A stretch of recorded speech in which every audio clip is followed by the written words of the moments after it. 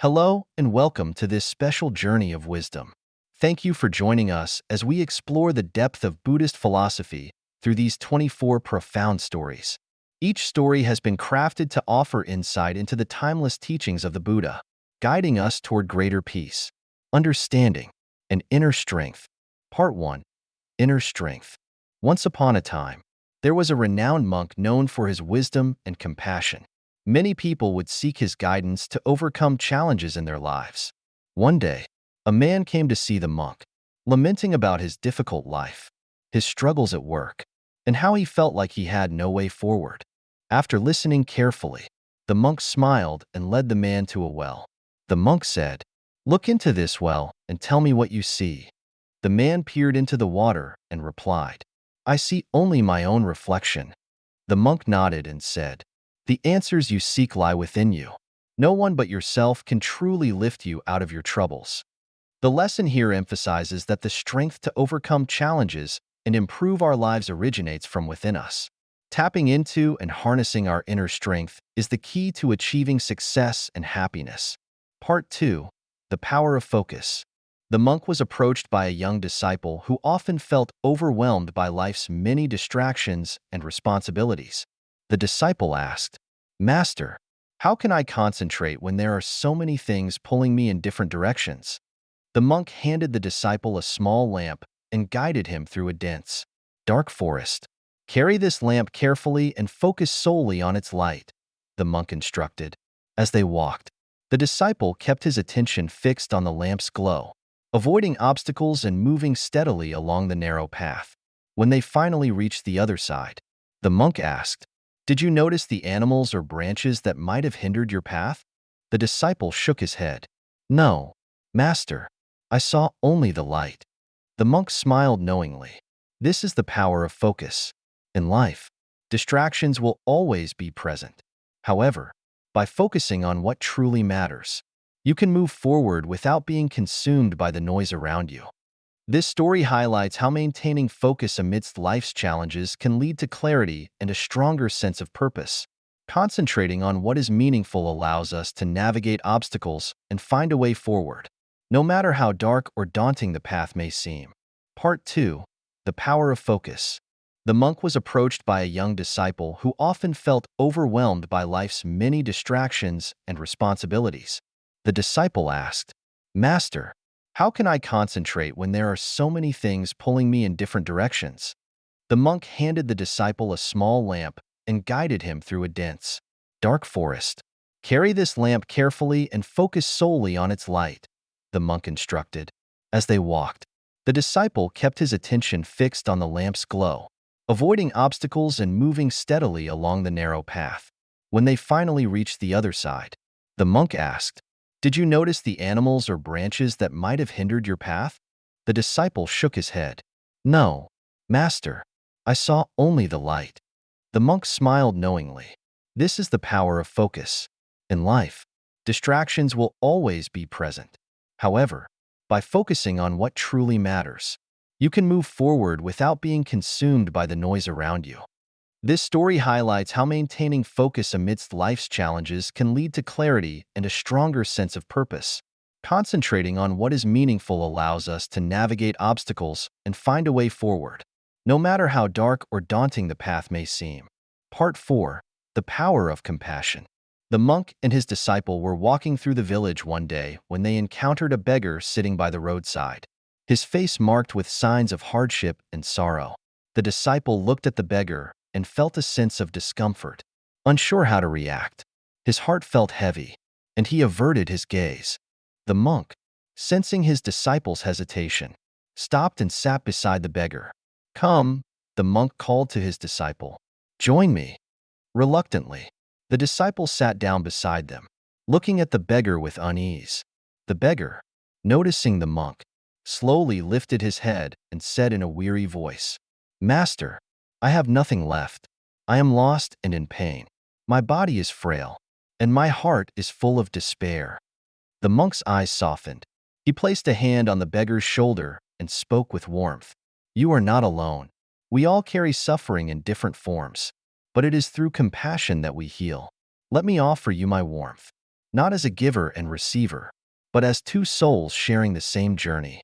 The disciple watched as the monk offered a simple bowl of rice and a warm smile to the beggar, whose face softened in response. The beggar, overcome by the monk's kindness, began to shed tears, not of sorrow, but of relief. After a moment of silence, the monk turned to his disciple and said, "True compassion does not ask for anything in return. It is the act of offering kindness without expecting anything back, simply because it is the right thing to do. It heals not only the one who receives it, but also the one who gives." The disciple, moved by the monk's example, asked, "But Master, how can I offer compassion when I am struggling with my own pain?" The monk smiled gently. Compassion does not require us to be perfect. In fact, it is through our own struggles that we can connect with the suffering of others. When we open our hearts to others, we create space for our own healing. Through giving, we receive. Through loving, we find peace. The disciple sat quietly, reflecting on these words. He realized that compassion, in its purest form, was not about fixing others or changing their circumstances, but about acknowledging their pain and offering support, regardless of the outcome. This lesson shows that compassion is a transformative force that not only helps others, but also nurtures our own growth and healing. It reminds us that we are all interconnected, and by showing kindness, we tap into a deep well of inner peace. Part 5. The Essence of Mindfulness. The monk and his disciple walked slowly through the temple grounds, where the golden sun began to dip below the horizon, painting the sky in hues of pink and orange. The disciple, lost in his thoughts, struggled with a restless mind. He felt overwhelmed by the distractions and struggles of daily life. The weight of his worries and the chaos of the outside world seemed ever present. The monk noticed the disciple's troubled expression and gently touched his shoulder. "Tell me, my friend, what burdens your mind?" The disciple sighed deeply, his eyes clouded with frustration. "Master, my thoughts are scattered like leaves in the wind. I cannot find peace. Every task, every moment, feels like a struggle. I long for inner calm, but it seems elusive." The monk nodded in understanding. The mind is like a monkey, jumping from one branch to another. It is restless by nature, but it is through mindfulness that we can tame this wild mind and return to our true state of peace. They sat together beneath a large tree, its leaves rustling in the gentle breeze. The monk closed his eyes and took a deep breath. Let us practice mindfulness now, not as a means of escaping the world, but as a way to truly engage with it, moment by moment. The disciple hesitated, but he trusted the monk. He closed his eyes and focused on his breathing. In and out, in and out. At first, his thoughts raced, pulling him in different directions. But as the monk remained still, patiently breathing, the disciple began to notice something shifting within him. Focus on the present moment. The monk's voice broke through the silence. Do not dwell on the past, nor worry about the future. Breathe in, breathe out, and let your mind settle into this very moment. When your thoughts wander, gently bring them back, without judgment. The disciple continued to breathe, feeling the tension slowly dissolve as he returned his focus to the rhythm of his breath. With each inhale and exhale, he began to feel lighter, as if the weight of his worries was being lifted. The monk continued, "Mindfulness is the practice of being fully present in whatever you do. Whether you are eating, walking, or simply breathing, let your awareness be anchored in the present. Do not seek to control your thoughts, simply observe them, and they will lose their power over you." The disciple smiled as a wave of peace washed over him. For the first time in a long while, he felt at ease. The distractions and anxieties that once felt overwhelming no longer held him captive. Instead, he was able to simply be present, aware, and grounded. The monk smiled, sensing his disciple's transformation. This is the essence of mindfulness, not as a technique, but as a way of living. It is through mindfulness that we can create space for clarity, understanding, and true peace. When we live mindfully, we connect more deeply with ourselves and the world around us. The disciple looked at the monk, his heart full of gratitude. "Thank you, Master. I now see that peace is not something we need to search for outside of ourselves. It is within us, always, waiting to be awakened through mindfulness. The monk nodded, his eyes shining with wisdom. Yes, my dear disciple, peace is not a destination, but a journey, and it begins with the present moment. With this final lesson, the disciple had found what he had been seeking all along. The key to inner peace was not in escaping the world, but in embracing it with mindfulness. In every moment, as they sat together in silence, the evening sky darkened, and the stars began to twinkle above. The disciple felt a deep sense of calm, knowing that with mindfulness, he could navigate any storm that life might bring. The story of the monk and his disciple concludes here, but the lessons learned continue to resonate, reminding us that peace, compassion, and mindfulness are always within reach, if we are willing to embrace them fully. Final reflection. Through these teachings, we have learned that true peace is found not in external circumstances, but within our own hearts. Compassion and mindfulness are the tools that help us navigate life's challenges, heal our suffering, and foster deeper connections with ourselves and others. As we continue on our individual paths, may we remember the wisdom of the monk, who taught his disciple that peace begins with the present moment, and compassion flows freely when we open our hearts. Part 6. Embracing Impermanence. The disciple now sat in the courtyard, gazing at the slowly setting sun. His heart had calmed, and his mind was still. Yet, as he looked at the fading light, a thought crept into his mind. Everything changes, doesn't it? The sun will set, the day will end, and this moment will pass. Nothing stays the same forever. The monk, sensing the disciple's contemplation, approached him. "What troubles you now, my friend?" he asked, his voice gentle but knowing. The disciple turned to him, his face thoughtful. "Master, I have been thinking about impermanence. Everything seems to change, the seasons, the world around us, even our lives, and it makes me feel uncertain. How can I find peace when everything is always in flux?" The monk smiled and sat down beside him, looking up at the sky. "Yes, my dear disciple, impermanence is one of the fundamental truths of life. It is the nature of all things. The sun will set, and the night will follow. Flowers bloom, and then wither. People come into our lives, and they also leave. This is the way of the world." The disciple nodded, his eyes still fixed on the horizon. "But doesn't that make everything seem fleeting? If everything changes, is there any point to it? How can we find meaning in a world so uncertain?" The monk's gaze softened, and he took a deep breath. The truth of impermanence is not something to fear, but something to understand. Life is constantly in motion, and every moment is an opportunity to live fully, to be present. It is because everything is impermanent that we must cherish each moment. The disciple's brow furrowed, his mind still grappling with the concept. But if everything is temporary, doesn't that mean nothing truly matters? The monk chuckled softly. It is because everything is temporary that everything matters. We may not be able to hold on to anything forever, but that does not mean we should not value it while it is here. Life, relationships, and experiences are precious precisely because they are fleeting. When we accept the impermanence of all things, we can learn to appreciate them more deeply. The disciple sat quietly, reflecting on the monk's words. He thought of his own life, the people he had loved and lost, the experiences that had shaped him. So, instead of clinging to things, we should appreciate them for what they are in the moment. "Yes," the monk replied. "When we let go of the need to control or hold on to things, we free ourselves from suffering. Instead of focusing on the past or worrying about the future, we can be fully present, fully alive. In the now, this is where true peace lies." The disciple closed his eyes, feeling the truth of the monk's words begin to sink in. He thought of the moments in his life when he had held on tightly to things, only to see them slip away. Now, he understood that letting go was not an act of loss, but of liberation.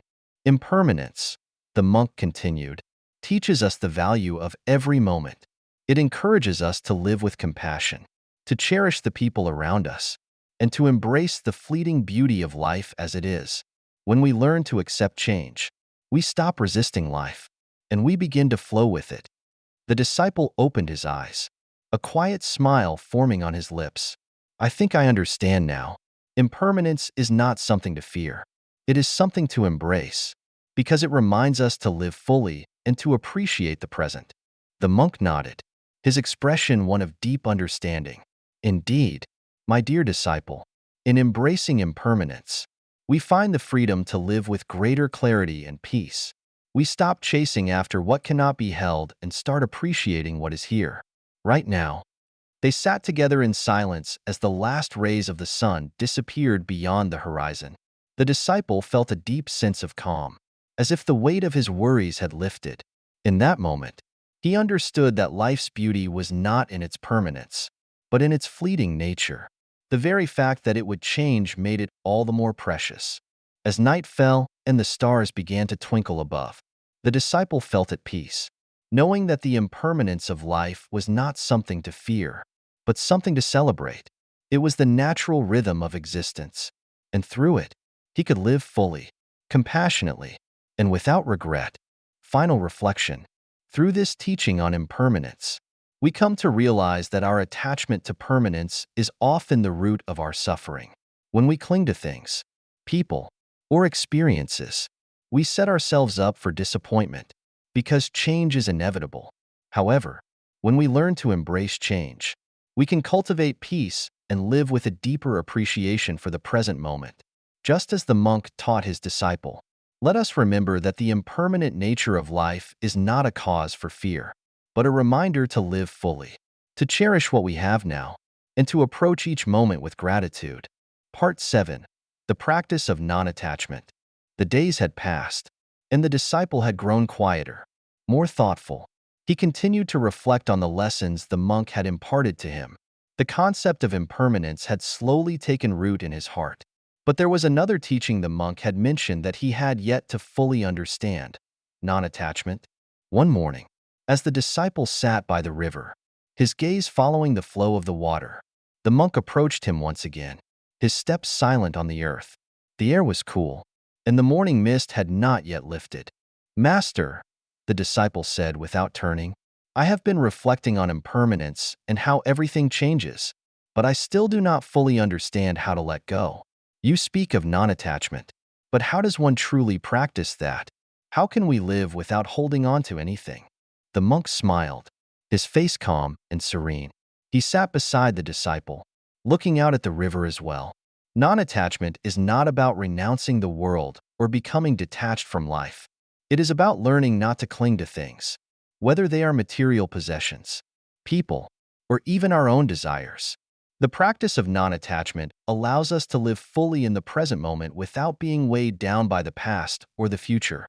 The disciple looked at the monk, his brow furrowing in confusion. But isn't it natural to love and care for the people in our lives? How can we care for someone without becoming attached? The monk nodded, understanding the disciple's concern. It is natural to love and care for others, but attachment is different from love. Attachment comes from fear and the desire to control. It is the belief that we must hold on to something or someone in order to feel complete. Love, on the other hand, is free. True love is given freely, without expectation or fear of loss.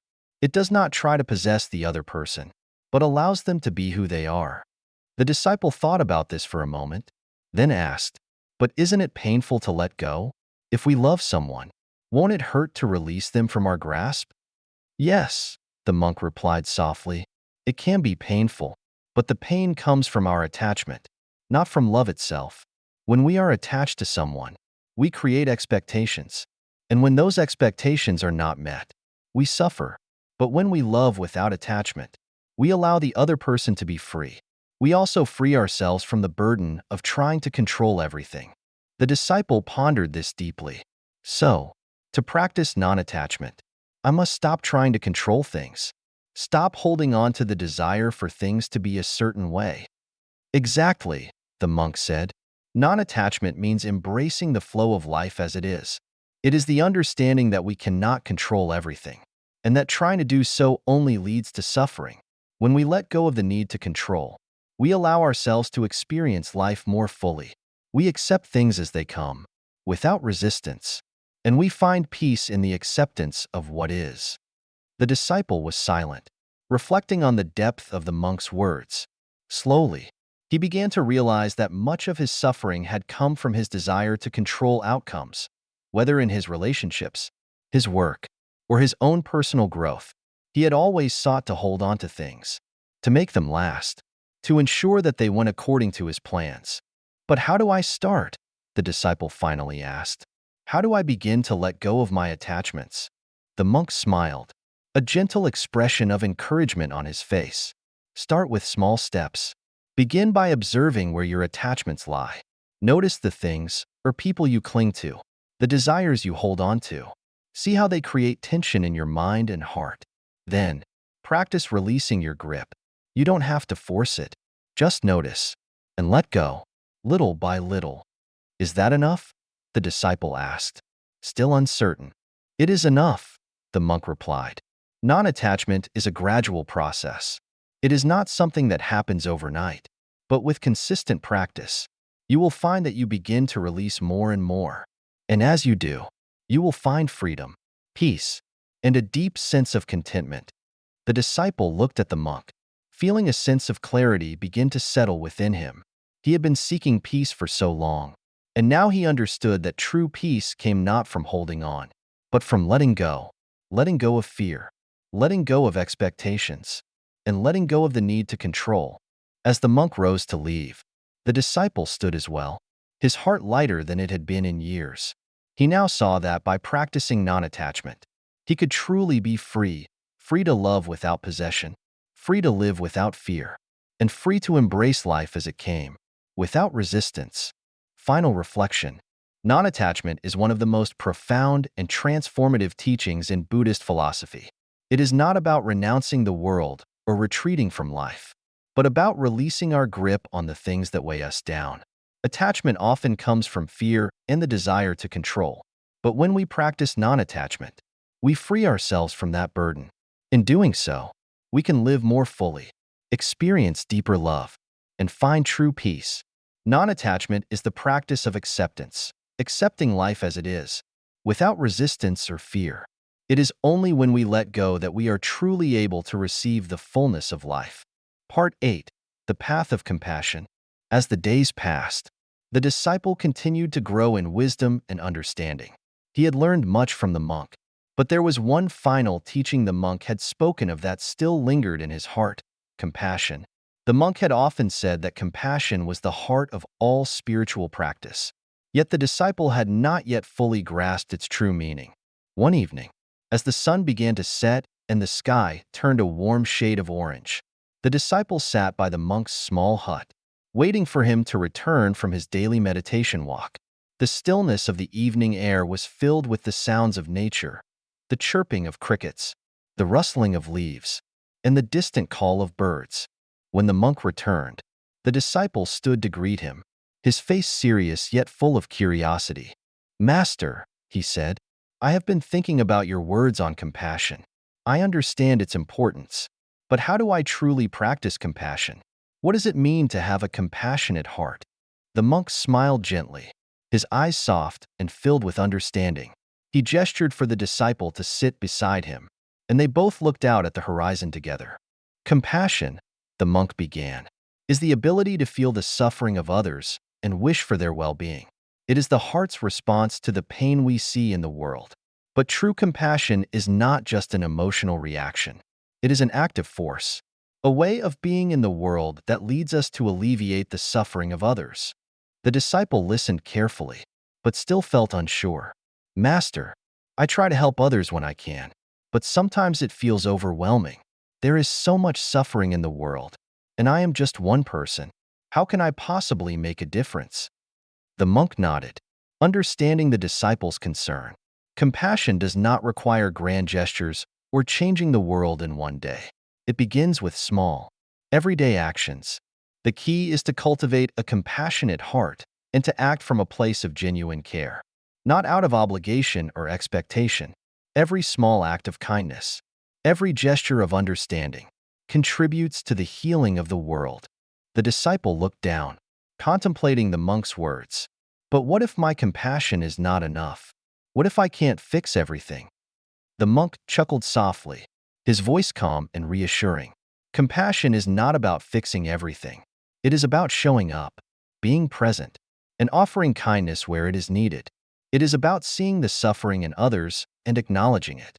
Sometimes, the most compassionate thing we can do is to simply listen, to offer a kind word, or to sit quietly with someone in their pain. You don't have to solve everything. You only need to be there, with an open heart. The disciple's eyes softened as he began to understand. So compassion is not about doing more. It's about being more present, more understanding, and more open to the suffering of others. Exactly, the monk said. Compassion comes from the heart. When we truly see the suffering of others, we begin to open ourselves to their pain. This does not mean we take on their suffering as our own, but we become willing to help in whatever way we can, without judgment or attachment to outcomes. Compassion is a way of loving the world, just as it is. The disciple thought about this for a long while. I think I understand now.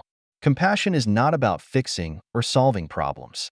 It's about being a presence of care and kindness. It's about recognizing the suffering of others and offering what little help we can, even if it's just a kind word or a listening ear. The monk nodded, his face serene. Yes, my friend.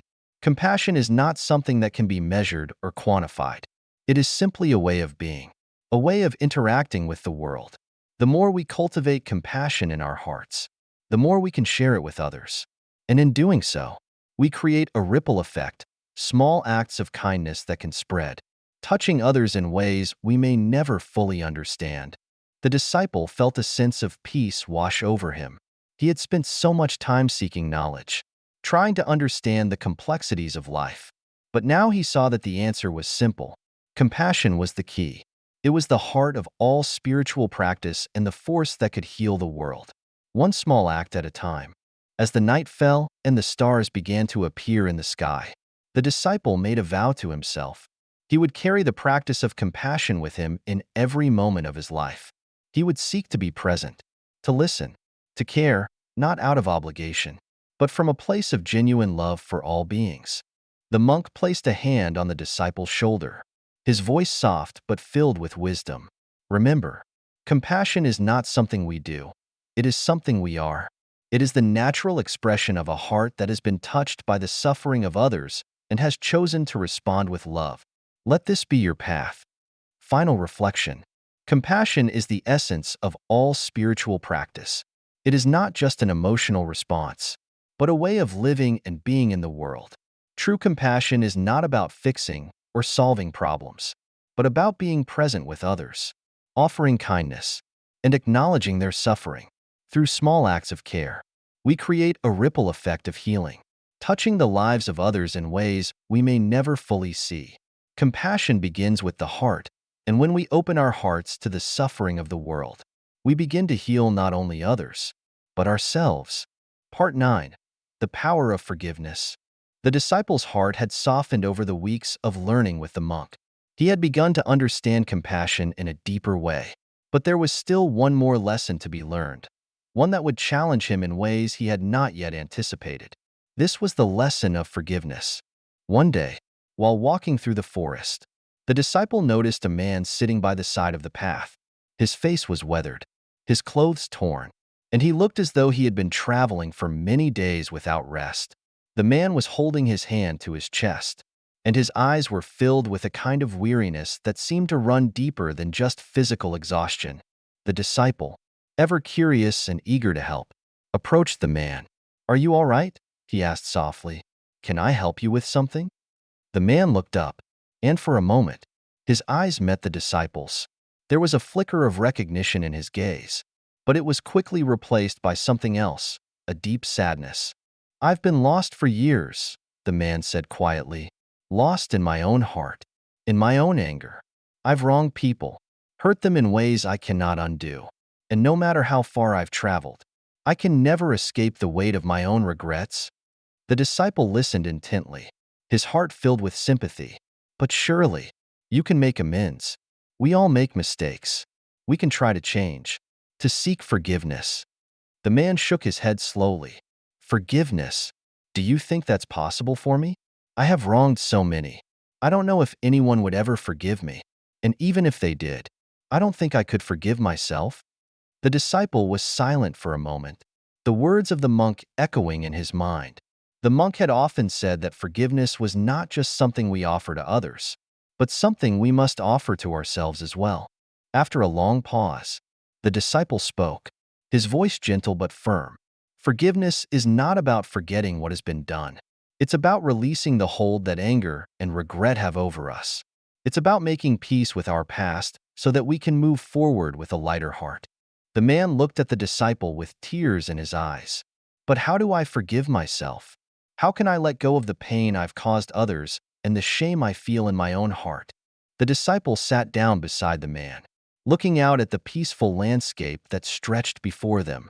Forgiveness begins with understanding. It's about seeing ourselves as human, imperfect beings who make mistakes. But it's also about recognizing that we are capable of growth and transformation. We don't need to be defined by our past actions, but by the choices we make in the present. The path to forgiveness is not easy, but it starts with a willingness to be kind to yourself. The man was quiet, absorbing the disciple's words. After a long while, he spoke again, his voice filled with a new sense of hope. I've been holding on to my regrets for so long. I didn't realize that I had the power to release them. Thank you for showing me that forgiveness is not just about others, but about finding peace within myself. The disciple smiled warmly, his heart filled with compassion. Forgiveness is not a one-time act, but a practice. It's a choice we make every day to let go of the past and to move forward with a clean heart. It is not about forgetting or excusing what happened, but about freeing ourselves from the chains of resentment and regret. As the two sat in silence, the disciple reflected on the lesson he had just shared. He realized that forgiveness was not just for the person who had wronged us, but for ourselves as well.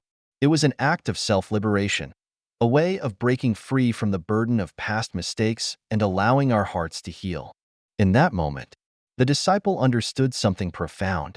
Forgiveness was not about just offering it to others. It was also about offering it to ourselves.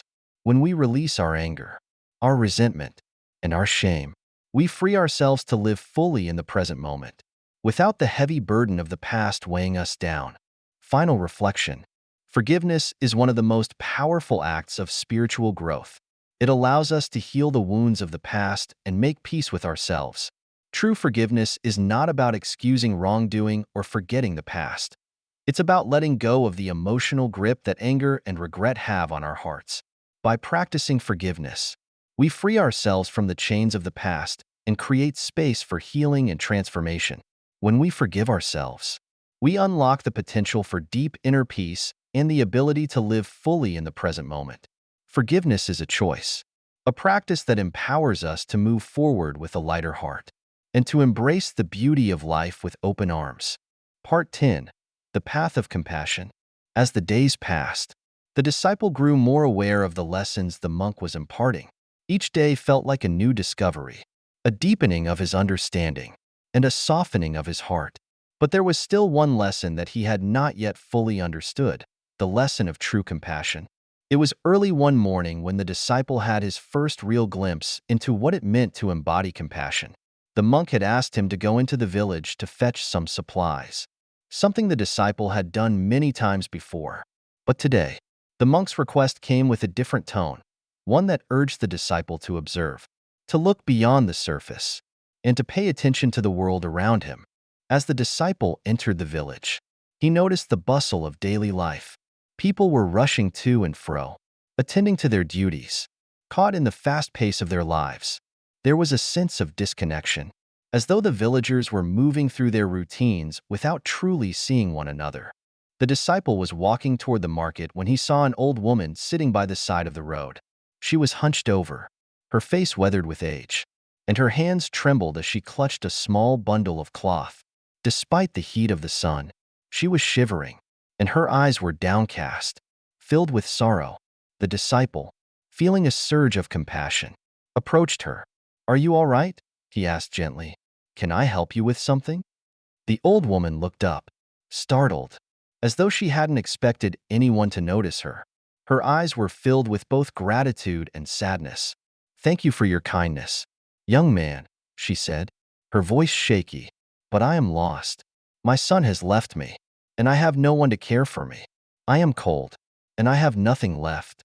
The disciple's heart ached as he listened to her words.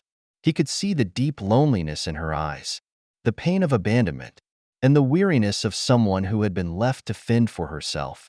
The disciple instinctively reached out and placed a hand on her shoulder, offering what comfort he could. But something within him stirred. He realized that what the woman needed was more than just sympathy. She needed compassion. True compassion, the monk had often said, was not merely feeling pity for someone suffering. It was about being fully present with their pain, acknowledging their humanity, and offering a connection that went beyond words or gestures. Compassion required action, a willingness to step into the suffering of others and to make a difference, no matter how small. "I will stay with you for a while," the disciple said softly. "Let's find you some shelter and food. You don't have to be alone." The woman's face softened, and for the first time in what seemed like ages, she smiled. It was a small smile, but it was a smile nonetheless, and it lit up her face in a way that made the disciple's heart swell. He knew, in that moment, that this was the true meaning of compassion. As they walked together through the village, the disciple learned a valuable lesson. Compassion was not just about offering material help, but about being present with others in their moment of need. It was about seeing the humanity in others, recognizing their suffering, and responding with kindness and understanding. Compassion was a choice, an active decision to connect with others in a meaningful way, without judgment or hesitation. When the disciple returned to the monastery later that day, the monk was waiting for him. He could see the quiet joy in the disciple's eyes and knew that something had shifted within him. The monk smiled gently. "You have learned the most important lesson, my dear student. Compassion is the essence of our practice. It is the heart of all true spiritual work. To be compassionate is to be present, to truly see others, and to respond with love and understanding." The disciple nodded, a deep sense of peace settling in his heart. He now understood that compassion was not a passive feeling, but an active choice, a choice to step into the world with open eyes and an open heart, to be there for others in their moments of suffering, and to make a difference, however small it may seem. Final reflection. True compassion is the ability to step beyond our own comfort zones and truly connect with the suffering of others. It is not just about feeling sorry for someone, but about offering a genuine presence, a willingness to listen, and a desire to alleviate their pain. Compassion requires action. It's about offering both material help and emotional support. And it's about seeing others for who they truly are, without judgment or separation. As we cultivate compassion, we open our hearts to the world around us, and we begin to heal not only others but ourselves as well. Compassion is the path to peace, both within and without, and it is the key to transforming suffering into connection and love. Part 11. The Path of Self-Reflection. As the disciple continued his journey, he found that the deeper he went into his studies and experiences, the more he discovered about himself. The monk had often spoken of the importance of self-reflection, of looking inward to understand the true nature of the self, and how this was crucial for spiritual growth. The disciple, eager to learn, decided to set aside a special time for this practice. One evening, as the sun set behind the mountains and the air became cooler, the disciple sat in his room, facing the window. The monk had instructed him to meditate on his thoughts, to reflect deeply on his actions, his intentions, and his desires. It was not always an easy task. The mind had a way of wandering, distracting him from his own inner thoughts.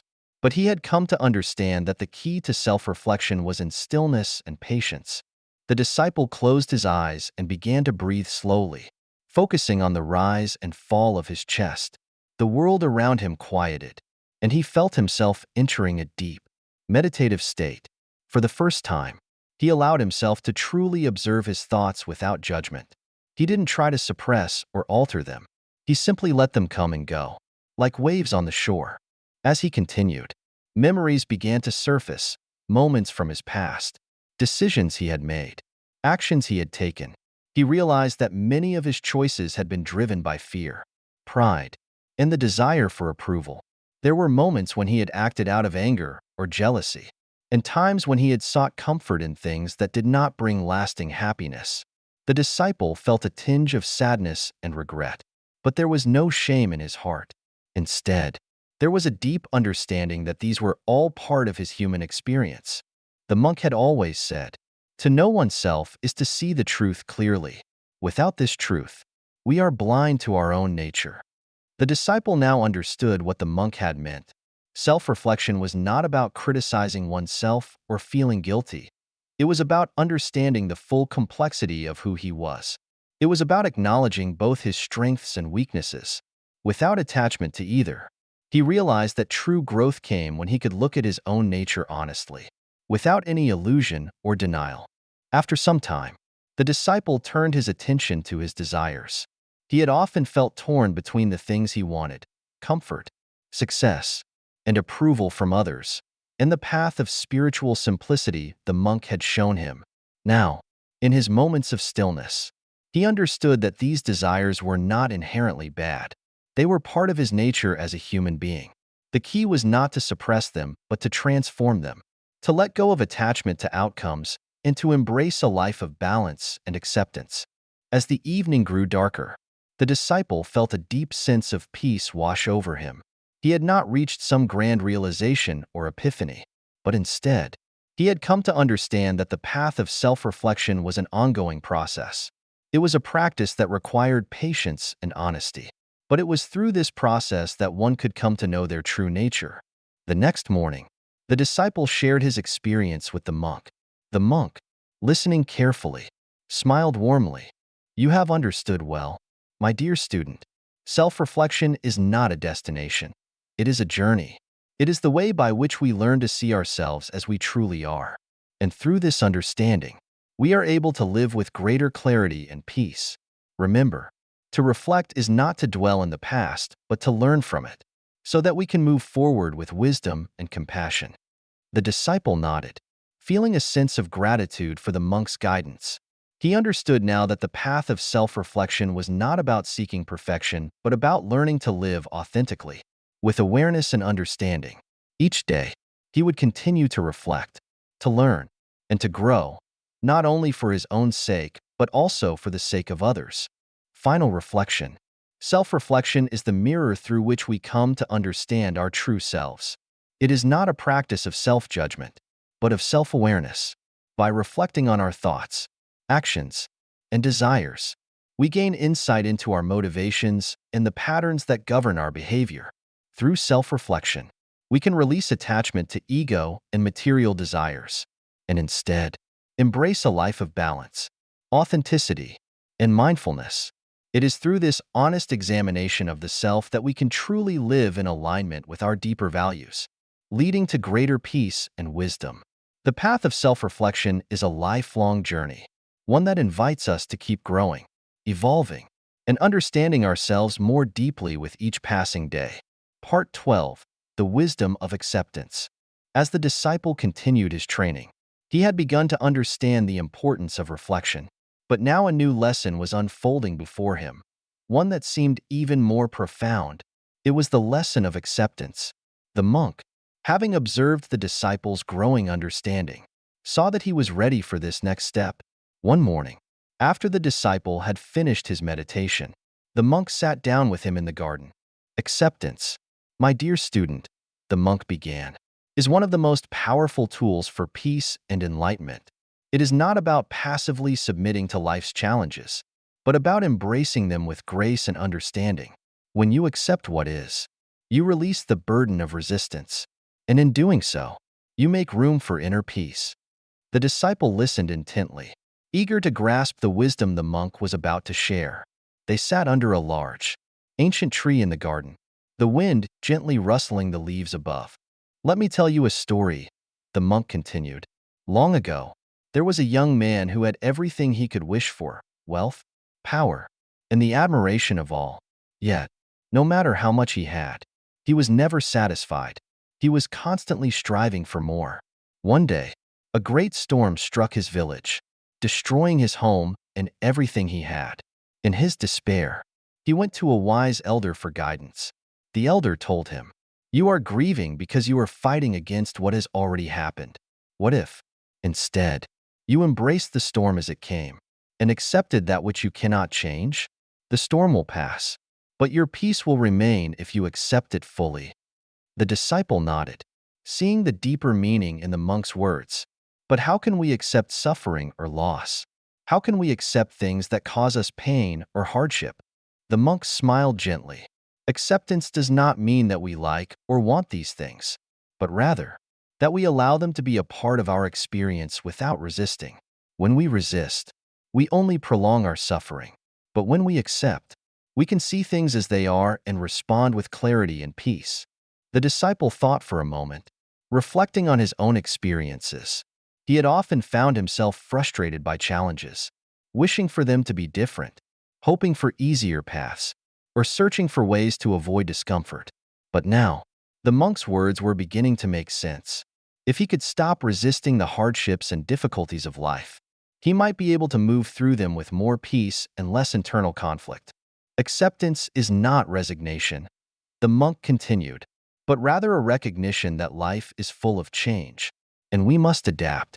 When we fight against the nature of things, we create our own suffering, but when we accept them, we free ourselves from unnecessary pain. This is the way of peace. The disciple had a moment of insight. It was true that much of his suffering came from wanting things to be different, from wishing for his life to be free from challenges, and from pushing against what he could not control. But now, the idea of acceptance, of embracing what was, as it was, felt like a powerful key to peace. Think about the seasons, the monk said, sensing the disciple's realization. The seasons change without our control. The trees lose their leaves in autumn, and the snow falls in winter.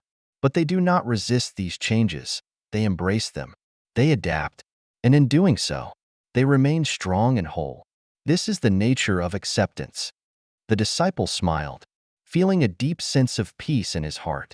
He understood now that acceptance was not about surrendering to life's difficulties, but about allowing them to be part of the natural flow of existence. By accepting each moment as it comes, he could free himself from the pain of resistance and open his heart to the lessons that each experience brought.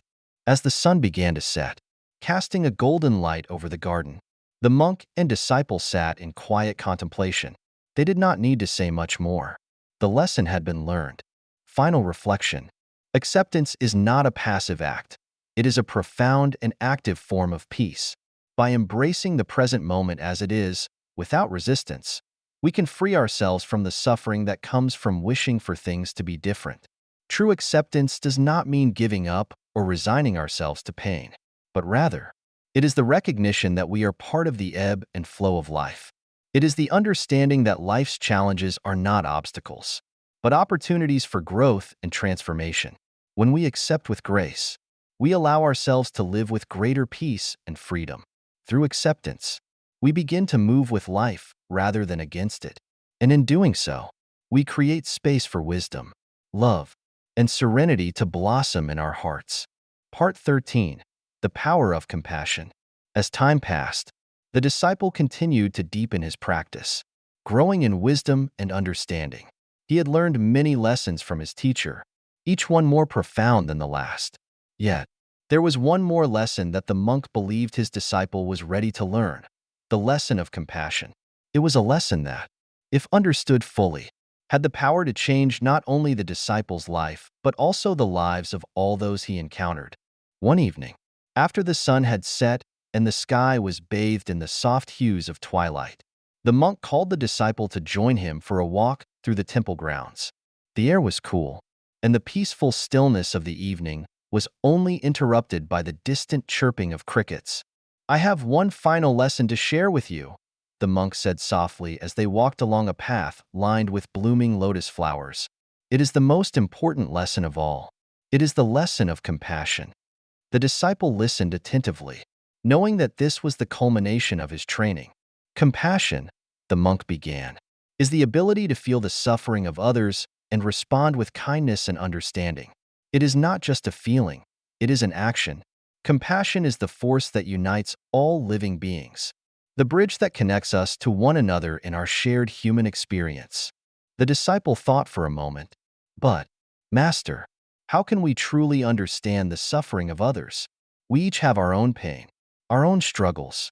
How can we connect with others in such a deep way? The monk smiled gently, his eyes twinkling with wisdom. Compassion does not require us to have the same experience as someone else. It is not about comparing suffering or determining whose pain is greater. Compassion is about recognizing that all beings, no matter their circumstances, experience suffering in some form. It is about acknowledging their pain and offering our hearts in response. As they walked further along the path, the monk stopped and pointed to a small, injured bird lying on the ground. It had been wounded, its wings broken, and it was struggling to move. "Look at this bird," the monk said. "It is in pain." But instead of turning away or pretending we don't see its suffering, we approach it with compassion. We can offer it what it needs: comfort, care, and love. We may not be able to take away its pain completely, but by offering our compassion, we provide solace. The disciple knelt beside the bird, his heart filled with empathy. He gently cupped the little creature in his hands, feeling the fragility of life. The monk observed silently, allowing the disciple to fully experience the moment. Compassion is not just for the suffering of others, the monk continued. It is also for ourselves. When we are kind to ourselves in moments of difficulty, when we show ourselves the same love and understanding that we show others, we allow healing to take place. This is the true power of compassion. It heals both the giver and the receiver. The disciple looked at the bird in his hands, understanding the depth of the monk's words. Compassion was not a one-way street. It was an exchange, a flow of love and care that benefited both the person offering it and the one receiving it. The act of compassion, even in its simplest form, was transformative.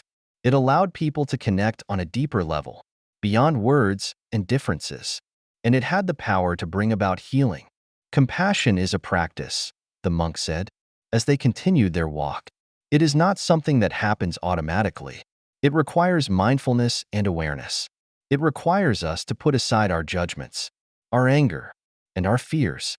It asks us to see beyond the surface, to recognize the humanity in others, and to respond with kindness. The disciple reflected on this deeply. He realized that many of his struggles with others had been rooted in a lack of understanding, a failure to recognize the shared experiences of suffering that connected him to them. He had often been too quick to judge, to defend himself, to protect his own interests. But now, he understood that compassion was the antidote to these barriers. By opening his heart to others and to their suffering, he could foster connection, understanding, and peace. The monk's voice interrupted his thoughts. Compassion is also about forgiveness. When we hold on to anger or resentment, we carry a heavy burden. But when we let go and forgive, we free ourselves from that weight. Compassion allows us to see that all beings are imperfect, and that it is in our imperfections that we find common ground. The disciple nodded. He had experienced moments of anger and resentment in his life, but now he saw that they were just another form of suffering, one that could be released through compassion and forgiveness. As the two reached the end of their walk, the monk turned to the disciple and placed a hand on his shoulder. "You are ready now," the monk said. The path of compassion is the path of true liberation. By practicing compassion, you free yourself from the constraints of ego, from the illusions of separation. You come to realize that all beings are interconnected, and through your compassion, you contribute to the healing of the world. The disciple smiled, feeling a deep sense of peace within himself. He understood now that compassion was not just a beautiful ideal. It was the very essence of a meaningful life. It was through compassion that one could transcend the self, connect with others, and bring healing to the world. Final reflection. Compassion is the cornerstone of a life lived in harmony with others. It is through compassion that we transcend the limitations of ego and recognize the shared humanity in all beings. Compassion asks us to open our hearts to others, to acknowledge their suffering, and to respond with kindness and understanding. It is not a passive feeling, but an active practice that requires mindfulness, awareness, and intentionality. When we practice compassion, we heal not only others but ourselves as well. And in doing so, we create a world filled with love, connection, and peace. Part 14. The Journey of Wisdom.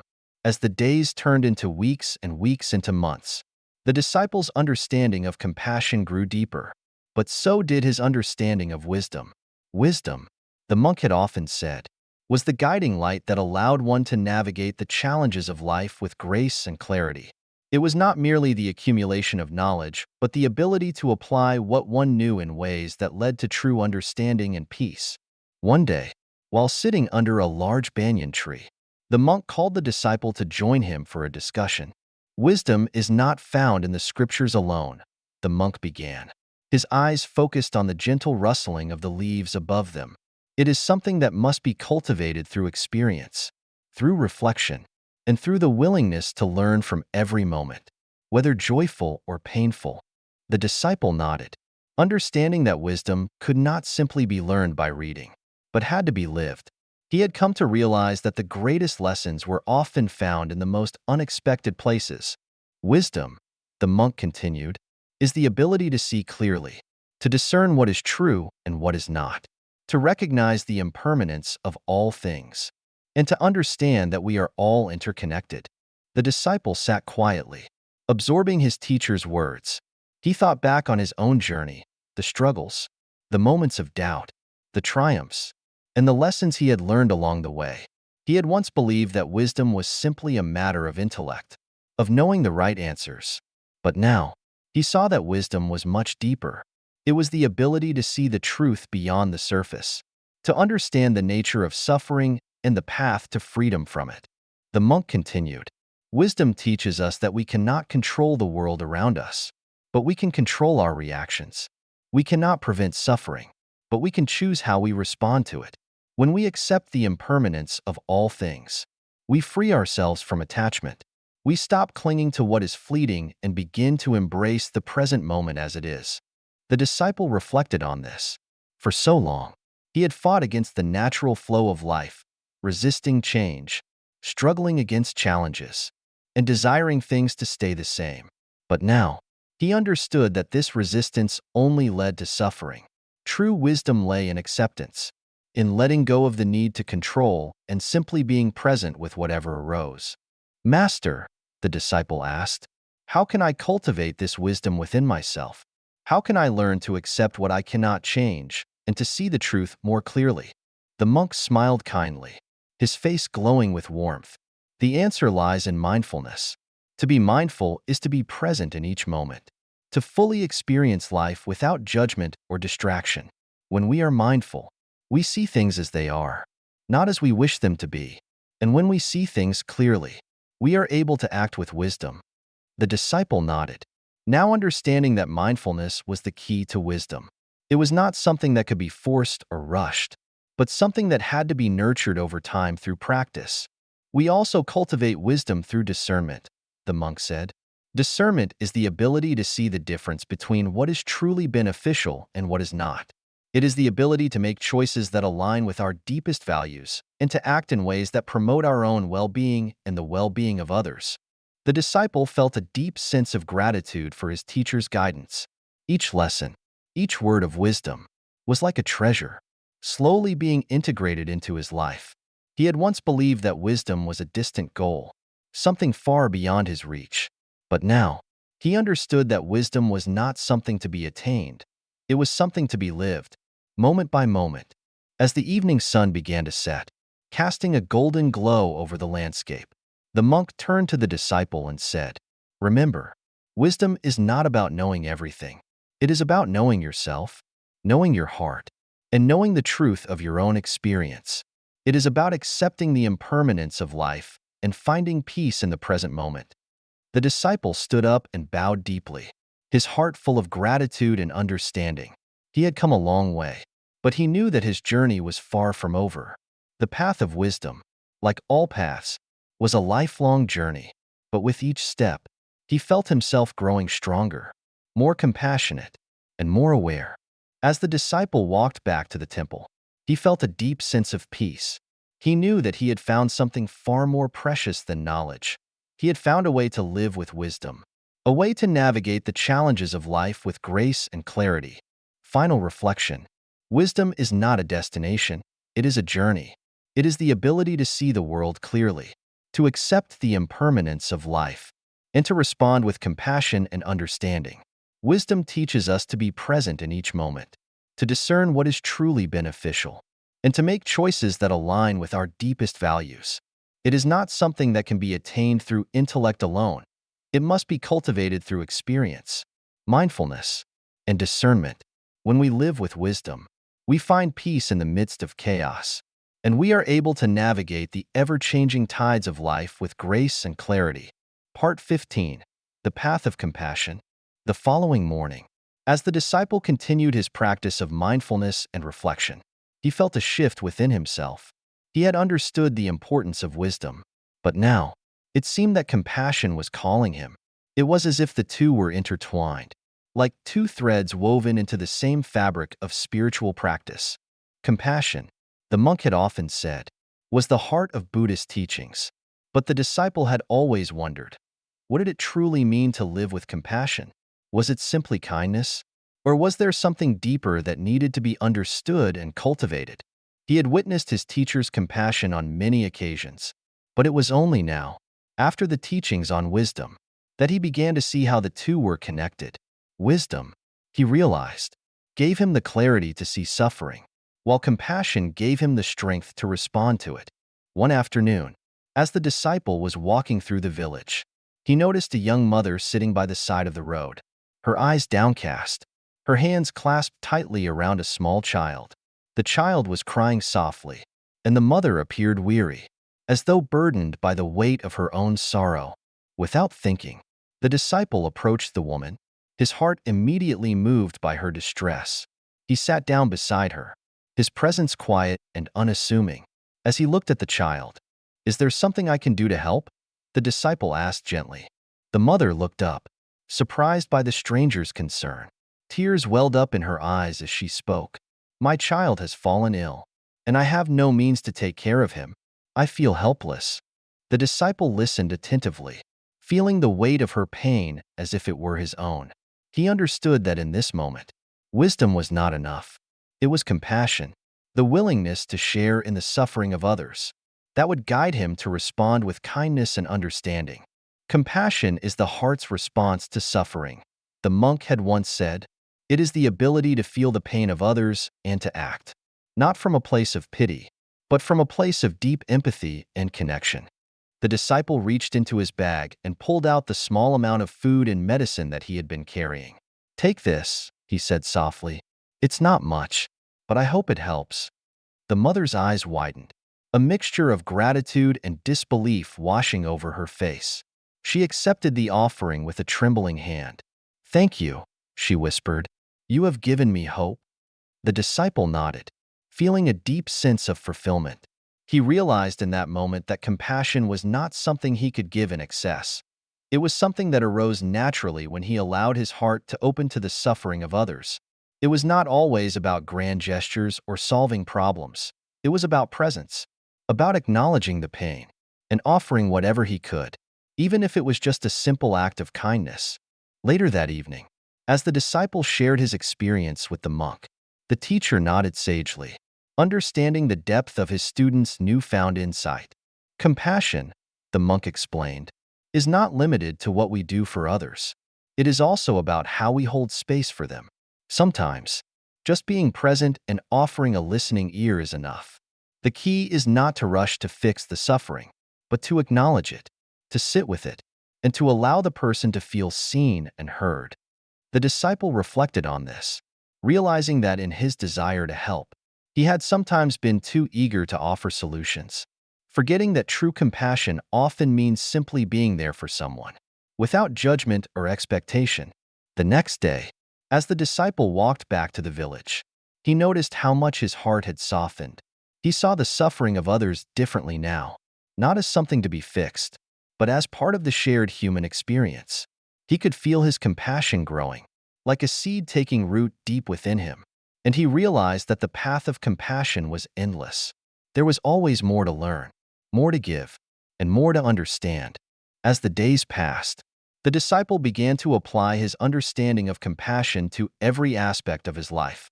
Whether he was meditating, working, or interacting with others, he made a conscious effort to be present and to respond with kindness and empathy.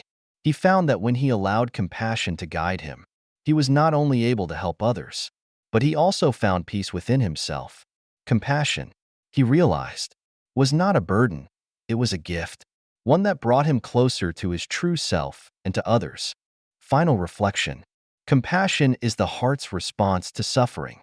It is the ability to feel the pain of others and to respond with kindness, empathy, and understanding. Compassion does not always require grand actions or solutions. Sometimes, the simplest acts of presence and listening are the most profound. As we cultivate compassion, we learn to connect with others on a deeper level, to acknowledge their pain without judgment, and to offer whatever we can to alleviate their suffering. Through compassion, we not only help others, but also find healing within ourselves, discovering that the more we give, the more our hearts open to the beauty of life. Part 16. The Practice of Patience. As the seasons shifted, the disciple's understanding deepened. His meditation practice had become more steady, and the teachings of the monk had taken root in his heart. But there was one lesson that he struggled with. Despite his progress, patience, the monk often said, was one of the most essential virtues for spiritual growth. But for the disciple, it was also one of the most elusive. He had always been quick to act, eager to see results, and reluctant to wait, whether it was waiting for a solution to a problem or anticipating the fruits of his practice. Impatience often crept into his mind like an unwelcome guest. It was early one morning when the disciple was walking through the temple gardens, observing the quiet rhythm of the world around him. The trees stood tall and steady, the flowers bloomed in their own time, and the morning mist hung gently in the air. Everything seemed to be in its rightful place. Yet the disciple felt a sense of frustration. Why? He wondered. Was it so difficult for him to embrace this stillness? He met the monk by the stone pond, where the reflection of the trees danced on the water's surface. The monk, as always, appeared calm, as though he were one with the surroundings. "I've been thinking," the disciple said, his voice tinged with a note of restlessness. "Why is patience so difficult? I try to sit quietly and meditate, but my mind is always racing. My thoughts always rushing ahead. I want to see results now." The monk smiled gently, his eyes reflecting understanding. Patience is not something that comes easily. It requires us to stop and allow things to unfold in their own time. It's the recognition that everything has its natural pace. Just as the flowers do not rush to bloom, the mind also needs time to settle. The disciple sighed, looking out over the water. "But I want to be better. Now. I want to be at peace. Now. Why must everything take so long?" The monk walked over to the edge of the pond, gently placing his hand on the stone. He pointed to the still water, where a leaf had fallen, its edges rippling outward in slow circles. "Do you see the leaf?" he asked. "It falls into the water, and the ripples spread outward.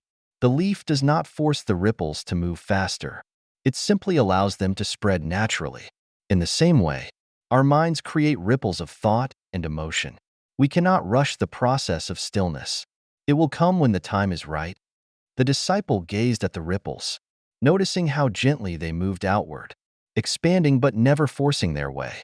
He could feel the lesson slowly sinking in. Patience, he realized, was not something to be forced.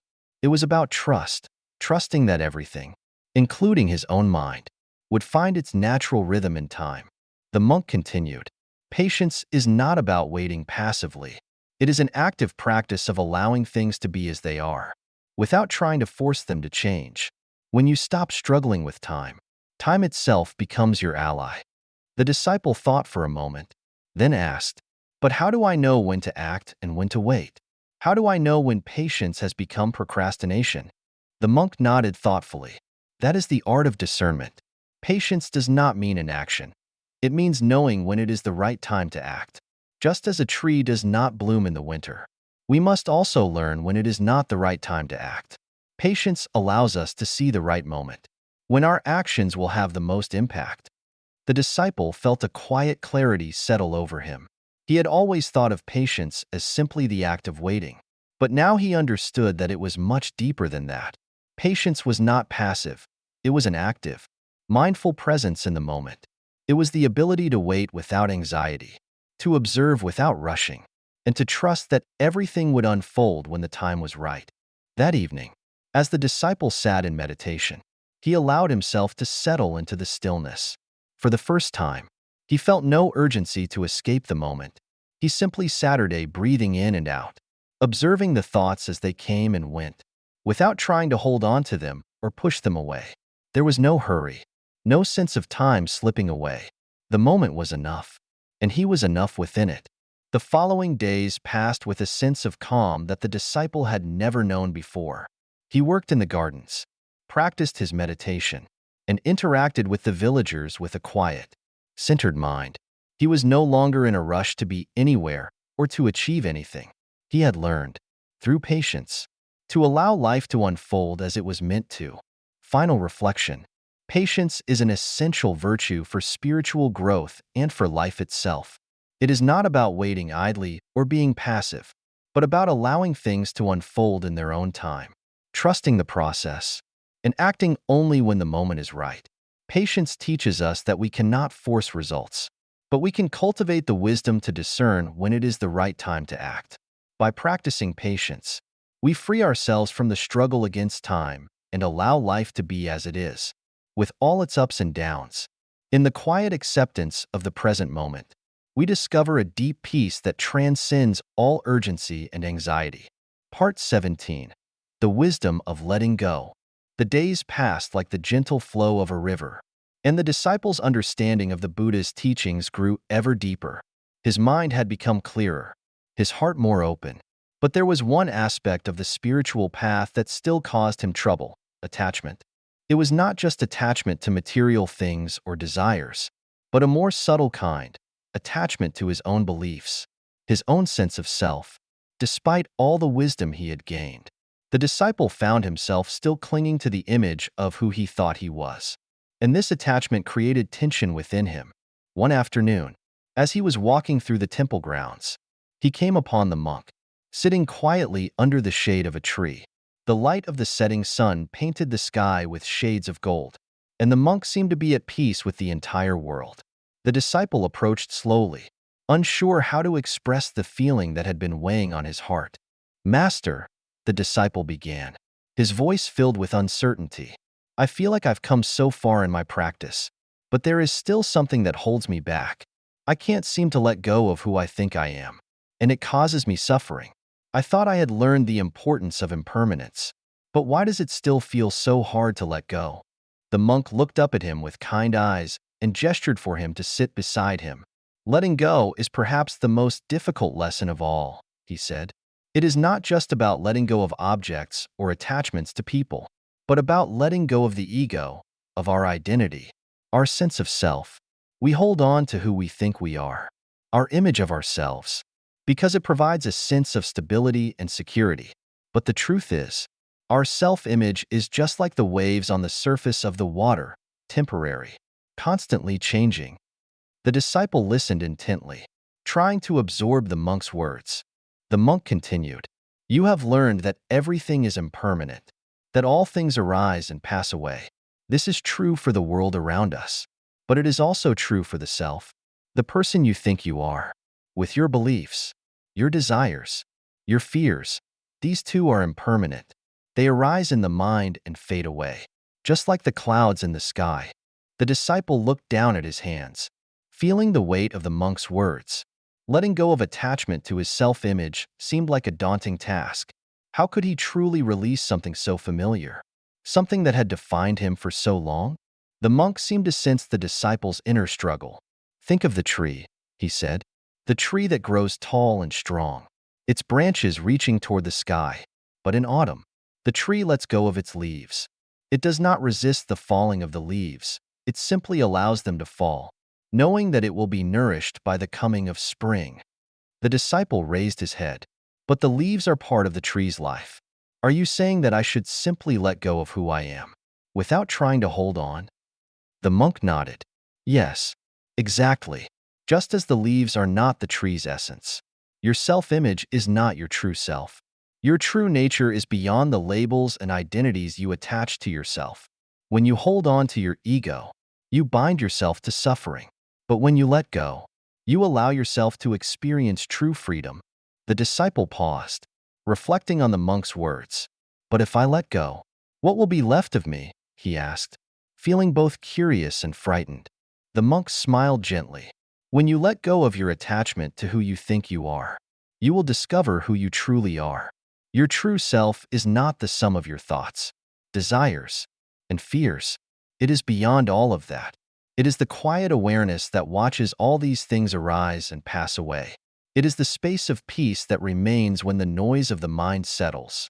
The disciple closed his eyes for a moment, imagining what it would be like to let go of everything, the image of who he thought he was, his desires, his fears. The idea felt both liberating and unsettling. He had always been defined by these things, and without them, who would he be? The monk, sensing the disciple's hesitation, placed a hand on his shoulder. Letting go is not about losing yourself. It is about discovering your true nature. It is about releasing the need to control, to cling to the past, and to fear the future. It is about being present, here and now, without the burden of attachment. The disciple opened his eyes, feeling a deep sense of peace within him. I think I understand, he said quietly.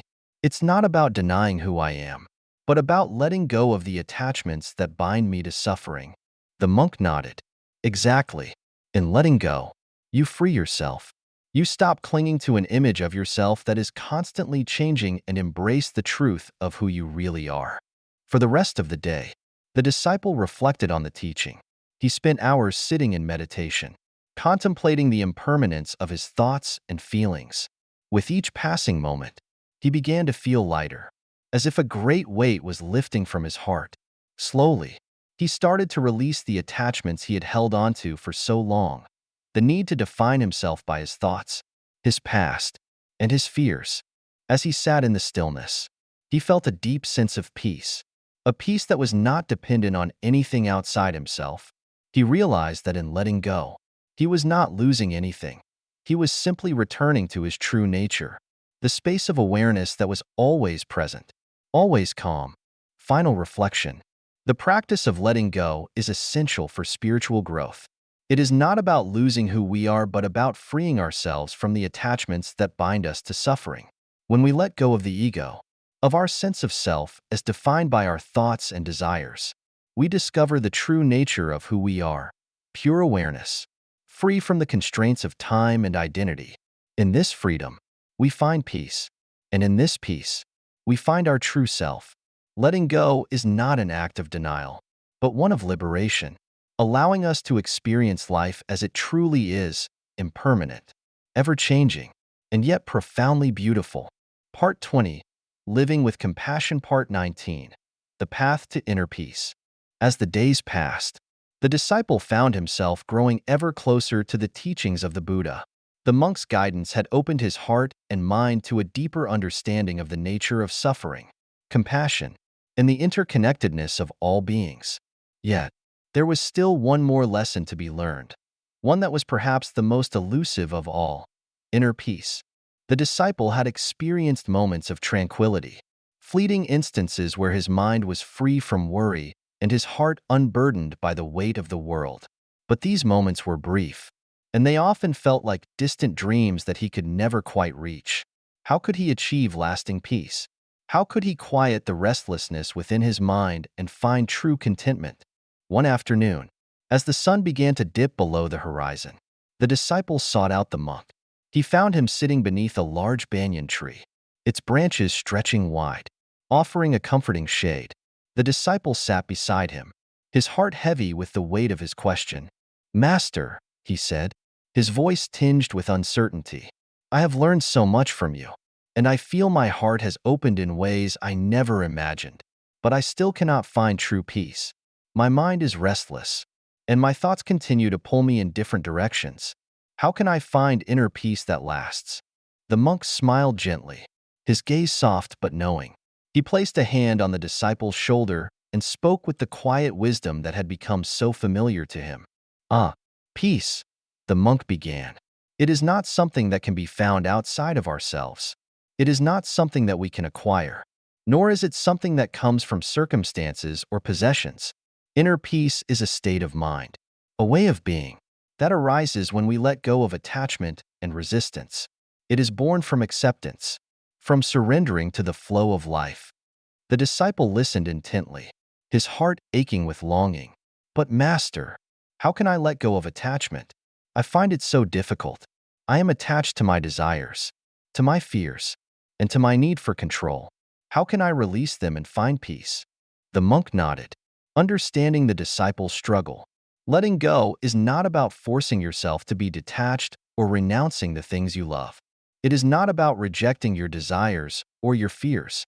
Rather, it is about recognizing that they are impermanent, just like everything else in life.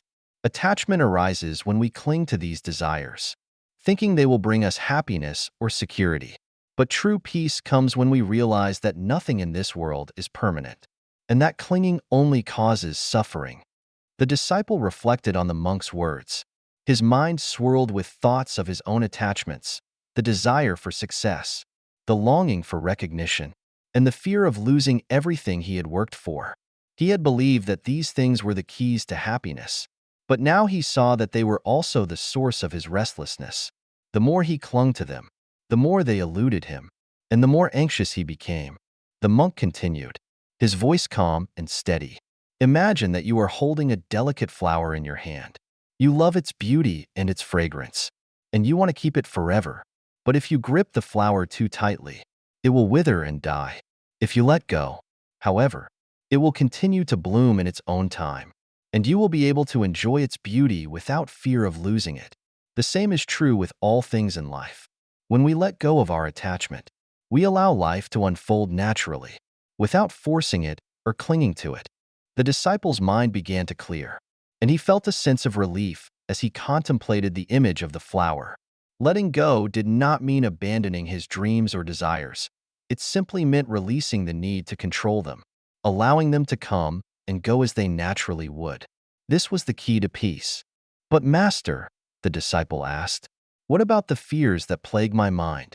The fear of failure, the fear of the unknown, the fear of loss. How can I let go of these fears?" The monk's expression softened, and he gazed into the disciple's eyes with compassion. Fear is a natural part of the human experience, but it does not have to control us. Fear arises when we resist the flow of life, when we cling to the illusion of control. The key to overcoming fear is to embrace uncertainty, to trust in the process of life, and to accept that we cannot control everything.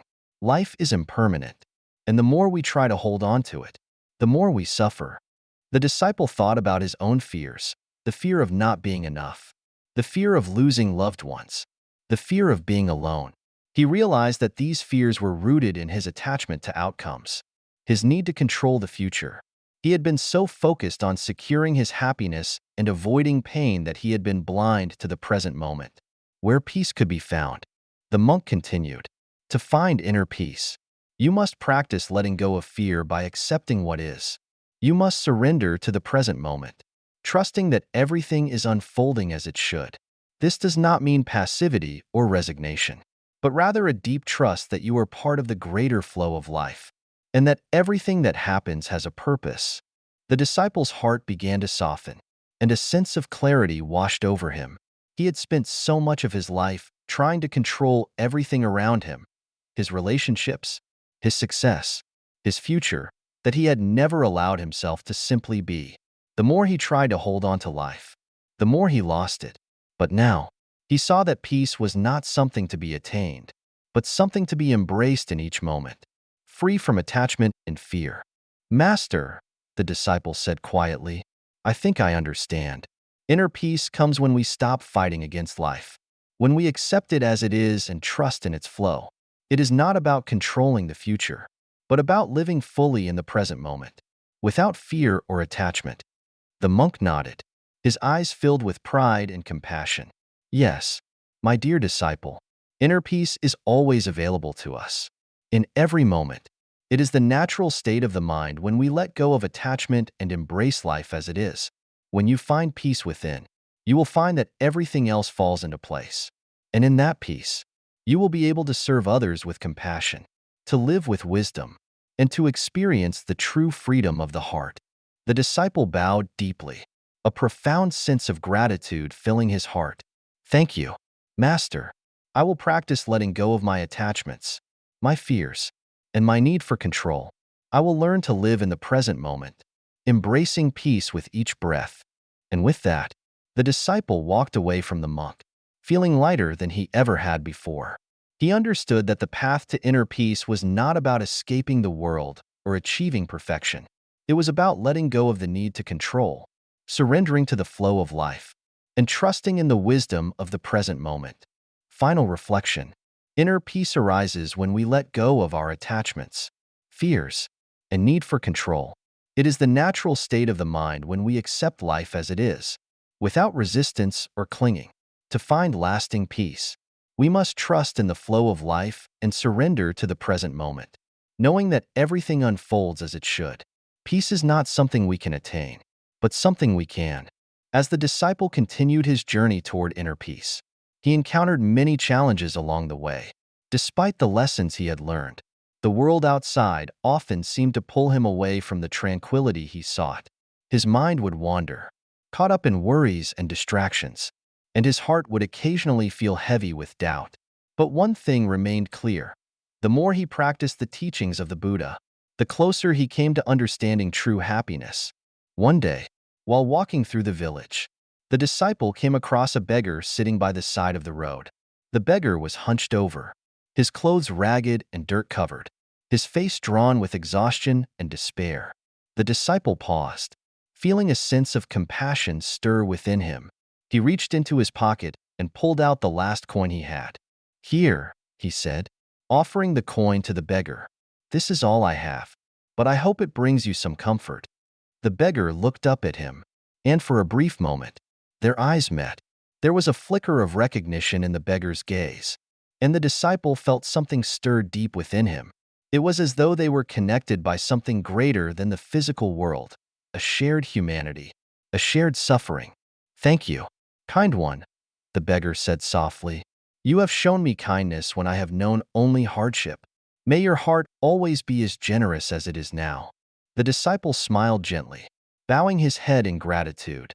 He walked away, but the encounter lingered in his heart. He realized that the true essence of compassion was not about the act itself, but about the intention behind it. To truly help others, one must first understand their own suffering and recognize the shared human experience. Later that evening, the disciple went to the monk for guidance.